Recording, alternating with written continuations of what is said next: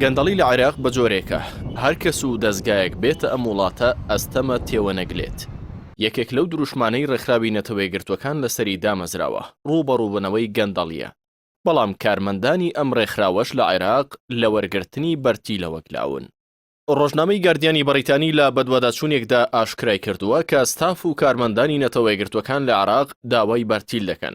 بەرتیلەکەش لەو بازرگان و بەڵێندەرانە وەردەگرن کە دەیانەوێت بەڵێندەراتی پرۆژەی نۆژەنکردنەوە بەدەست بهێنن لەو ناوچانەی بەهۆی شەڕەوە وێران بوون. نەتەوەی گرتوەکان ساڵی 2015 بەرنامەی گەشەپێدانی لە عێراق ڕاگەیاند کە لەلایەن 30 وڵاتەوە بە بڕی ملیارێک و 500 ملیۆن دلار پاڵپشتی کرا. بەریتانیا یەکێکە لە وڵاتانی بەخشەر. ئاوکات لە دوای ساڵی 2023 و داگیرکردنی عێراق لەلایەن ئەمریکاوە کۆمەڵگەی نێودەوڵەتی ملیاران دۆلاریان وەکو هاوکاری دارایی ڕەوانەی عێراق کردووە.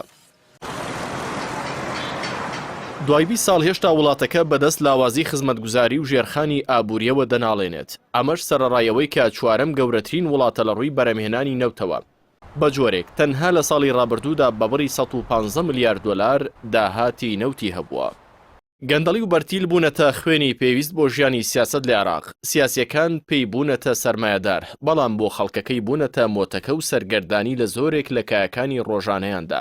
نەتەوەی گرتوەکان باس لەوە دەکات لە ترسی گەندەڵی لە عێراق هەوڵیان داوە خۆیان ڕاستەوخۆ پرۆژەکان جێبەجێ بکەن بۆی کە کارەکانیان زیاتر لە دەستگا ناوخۆییەکان شەفاف بێت. بەڵام ئەوەتا کارمەندەکانی خۆشیان بەپێی گاردیان فێری بەرتیل خواردن و گەندەڵی بوون. بەپێی چەندین چاوپێکەوتن کە ڕۆژنامەی گاردیان لەگەڵ ژمارێک لە کارمەندانی پێشووی نەتەوەی گرتوەکان و بەڵێندەران و تەنانەت بەرپرسانی ڕۆژئاواش ئەنجامی داوە. خودی نەتەوەی گرتوەکان بەنزین دەکات بە ئاگری بەرتیل و گەندەڵی لە عێراقدا.